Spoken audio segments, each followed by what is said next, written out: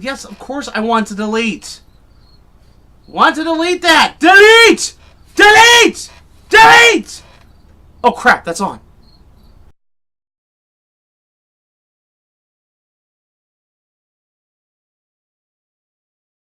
Hi, Guido. Show. Now.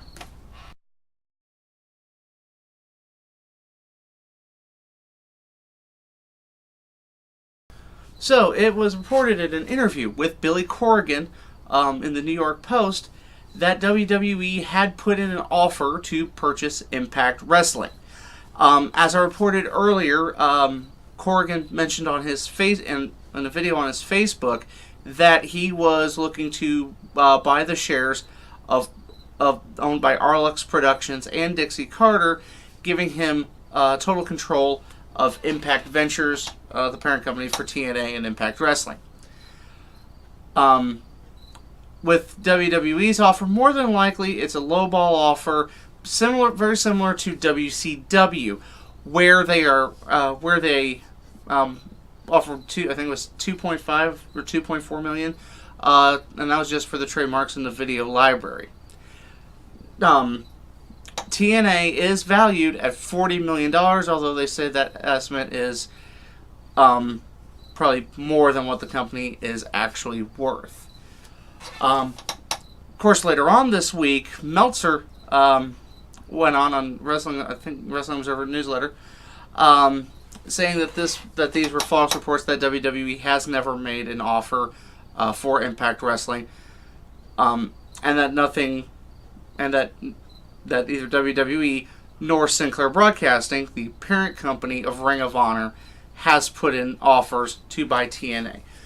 Now, also the case in point with the comparisons to the WCW thing. And this was a while back, so we're talking like almost 15, 16 years. After the AOL Time Warner merger, they were looking to dump WCW. And that's why WWE was able to get in with that lowball offer and just get the video library and the trademark.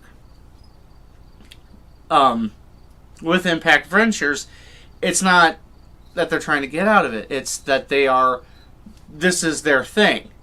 All they are is TNA. So it's highly unlikely that would happen unless the company is in way, way dire straits. Like they really had to get out from under it. And also TNA's programming has gotten a lot better in recent weeks. The stuff with the Hardys, Decay, even a little bit of the stuff with EC3 and thank you, Drew Galloway. They're getting some better stuff there, and the program's getting better to watch, and is getting a bit better ratings. Again, more on this as it develops, but I doubt that TNA is going to get sold, especially to WWE, anytime soon. Because, like I said, if Vince tries to buy it, it's going to be for pennies on the dollar, and it ain't going to be for a company to run. It's going to be for hey, I'm taking your tapes, I'm taking your name, and I'm walking out the door. Watching me walk.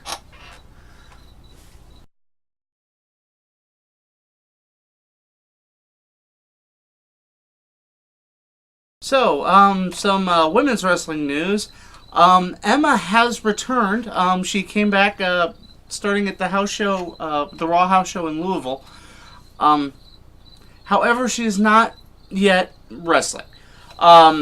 In both appearances on Friday night and Saturday night, she was the special guest referee in women's matches. Now, given the fact that she's working Raw house shows, it is speculated that she will be on Brand Red.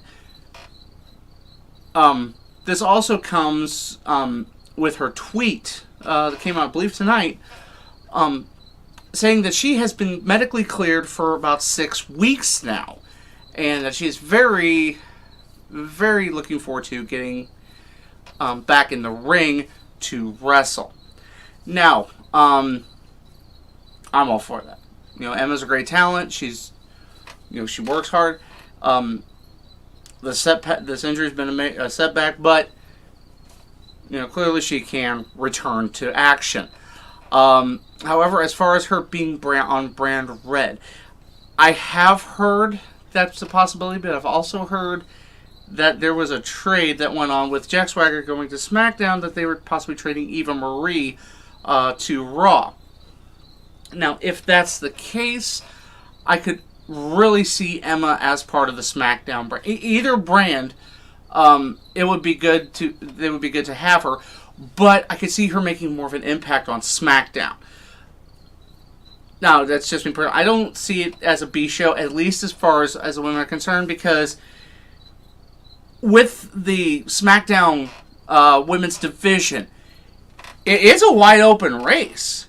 But like I said, they do need some more established talents. I mean, you've got Carmella and Alexa Bliss still trying to establish themselves on this main roster. You've got Naomi that's returning from injury, needing to establish herself, and Nikki Bella, who's it says only going to be part-time. So really, you only have 2 stars. Bringing Emma back would really help flesh out SmackDown's roster, especially considering that it seems Raw's women's picture is Sasha and Charlotte and Bayley. Oh my. Sasha and Charlotte and Bayley. Oh my. Sasha and Charlotte and Bayley. Oh my. Sasha and Charlotte and Bayley. Oh my. I think I'm onto something there.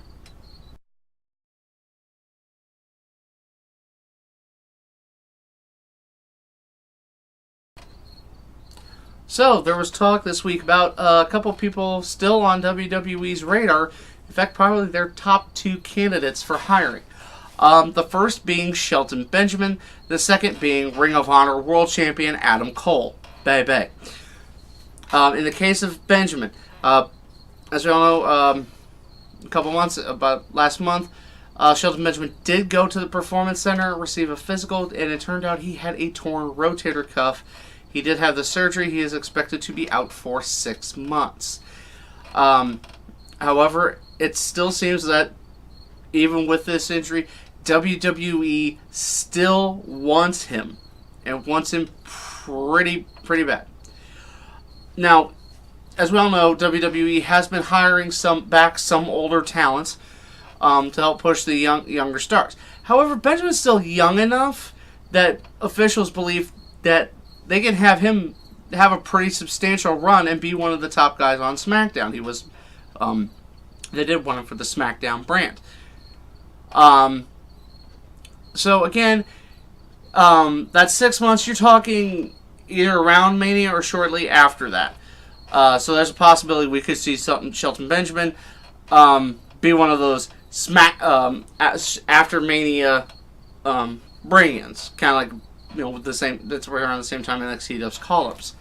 Speaking of NXT, Adam Cole, baby, is apparently on their radar huge. Not only has Cole been offered the opportunity to be in NXT, it was said that they were looking at fast-tracking him to the NXT title, much like they have done with Shinsuke Nakamura. Now, Adam Cole, baby, his deal won't end with Ring of Honor until April. It was slated to end in December, but he did have that shoulder injury, so he was out for 4 months. And much like WWE, Ring of Honor freezes contracts when a talent is injured. So that also would mean around Mania, more than likely after. So this is something to watch out for because, like I said, both these guys, they're still very high up on WWE's radar. So, again, we'll all watch that, pay attention, and hopefully we'll see Shelton Benjamin and Adam Cole, baby, in WWE.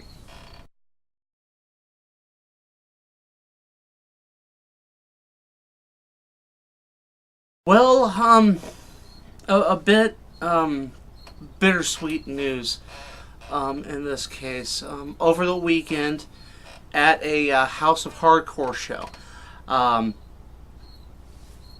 wrestling legend and WWE and Wrestling Hall of Famer Terry Funk stood before the crowd and gave a speech to which many speculate is him going into officially retiring from professional wrestling. Now, Terry Funk is 72 years old, and he's been known for going in and out of retirement in wrestling.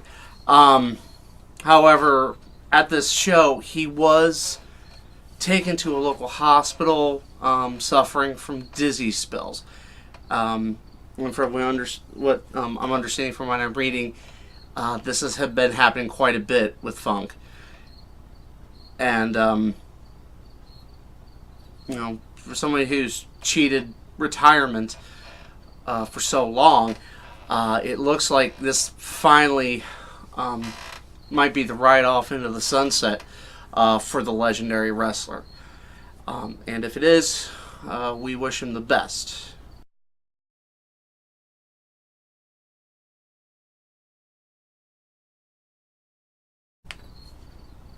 And in happier news, we here at the Guido Goes Off would like to congratulate Johnny Gargano and Candice LeRae on their wedding. Johnny Gargano, NXT talent. Candice LeRae, well-known lady on the independent scene. Of course, their wedding was attended by several other wrestlers. I know Tommaso Ciampa and Gregory Iron were in Johnny's wedding party. Also, if you happen to find it on YouTube, it is hilarious. The groomsmen did a lip sync battle. So after you watch the show, of course, I try to find that on YouTube. So congratulations. We hope they spend many happy years together. And I guess we pronounce you Mr. and Mrs. Wrestling? Well, that concludes this episode of The Guido Goes Off. As always, I'd like to thank you for watching. If you have anything to say about the topics I've covered tonight, feel free to drop a line in the comments section below. And you can always talk to me via my poorly drawn Twitter and Instagram. And while you're here, please like this video, share it with your friends, and if you haven't already, subscribe to the channel. It'd be really appreciated. Again, I am the Guido, and I think we're done here.